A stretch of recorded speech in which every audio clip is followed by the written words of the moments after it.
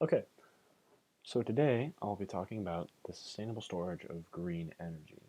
This doesn't just limit to green energy, but it's primarily about green energy. So there are many ways to store green energy. Not many are utilized currently. Um, for clarification, the storage of green energy or energy in general only happens when there is an excess amount of energy in the grid. This is typically during low consumption hours when people aren't home using energy on the computer or in the morning making breakfast or anything like that. This also happens, these overcapacity energy hours, when um, green energy sources such as solar or wind are in peak energy producing hours of the day. And these various forms of stored energy are usually generated at those times when there's an excess amount of energy to power equipment that isn't always powered by the grid to find a way to store energy. The three major ways of storing energy that I'll be talking about will be batteries, pump storage hydroelectric, and hydrogen. There are some others, such as thermal storage of energy, flywheels, compressed air systems, and synthetic natural gas that I won't be talking about. Um, for the majority of those, the reason I won't be talking about them is they aren't large scale enough for them to be significant to a culture or to a community, with the exception of synthetic natural gas, which is currently too expensive and is barely in the research phases of its development. Um, as you can see, there are many different types that are in the running for a form of usage in a community. The strongest and most potential power one that I will be talking about will be power to gas hydrogen, with the ability at max capacity to store about a terawatt hour of energy for about a month. A terawatt hour can power a community of over 5 million people for at least a week, I believe, which is a ridiculous amount of energy. Pumped storage hydrogen, or hydroelectric, excuse me, is currently what most people use, and that can power, with one of the largest facilities being able to power a community of 1.2 million for a day.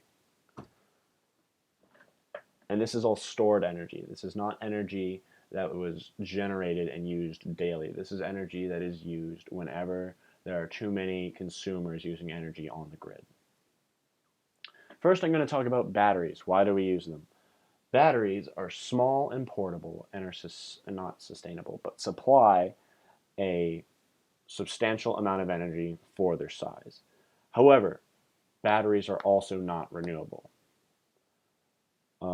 Typically, we use lithium-ion batteries, which are the newer of batteries. AA batteries, I know, are all lithium-ion. Typically, AAA batteries are as well. In the past, we used to use nickel cadmium and nickel metal hydride, but now we're using various forms of lithium-ion technology, with I believe the most recent being a form of lithium-ion technology that bonds with phosphates. Um, Pros and cons to batteries.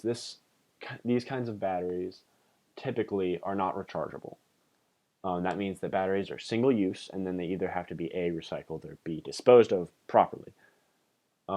Even with rechargeable batteries, there are issues. Some rechargeable batteries, actually, the current can be changed on the battery by putting it into its charging circuit the wrong way. And this can cause the battery to catastrophically fail, cause it to corrode, or something along those lines. It's very, very dangerous to do something like that. So if you're ever having a rechargeable battery, be sure to charge it the right way.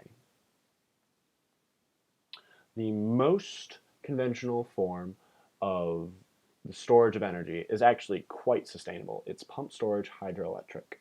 With pump storage hydroelectric, the process is whenever the grid is generating excess power, the pump at the bottom near the lake will pump water from the lake up to the reservoir.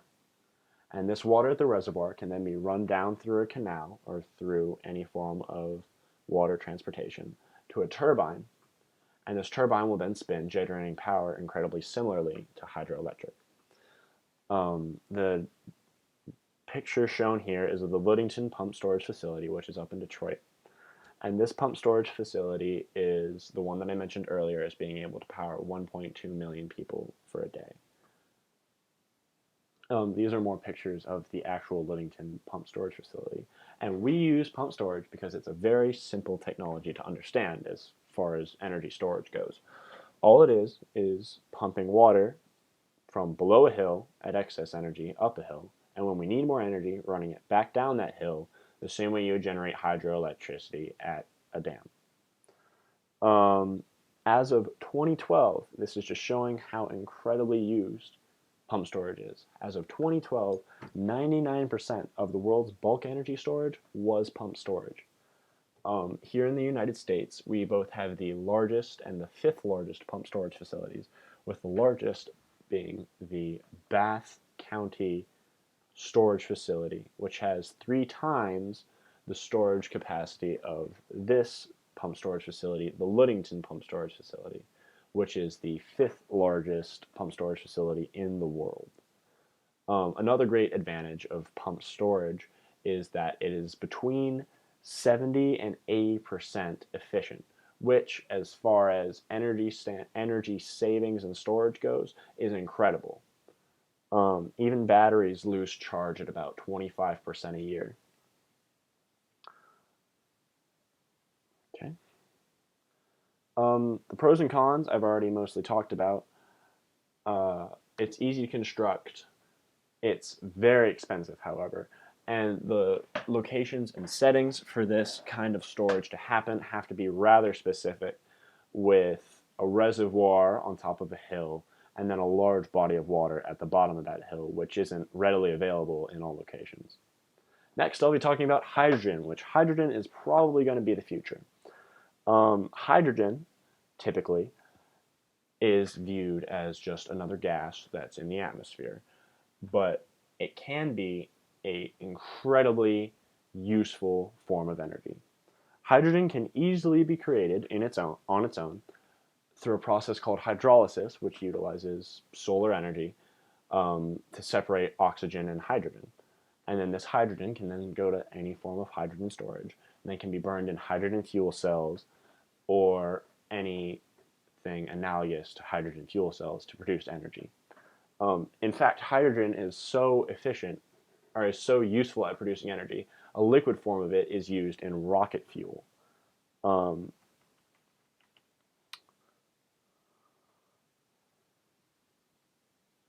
Just give me 1 second here. As I said, you can split water molecules with solar energy to produce hydrogen. And in the future, they're projecting there's so much research going into this form of energy storage and actual production that currently, if it was implemented in a large scale situation to generate hydrogen as a form of storage of energy, that hydrogen can be purchased at a price equivalent to 10 euros per kilogram, which is incredibly cheap for a form of storage of energy such as this. In the future, they're projecting that they can get it down to as low as about 5 euros per kilogram of hydrogen. And if you look at the diagram on the left side of the screen, you can see how any form of electricity can be used to turn hydrogen into a storage of energy with about 50% at the lowest efficiency, with the highest being about 85%, I believe. And that's incredibly efficient, again, when coming to the storage of energy. These are my sources. I hope you enjoyed my video.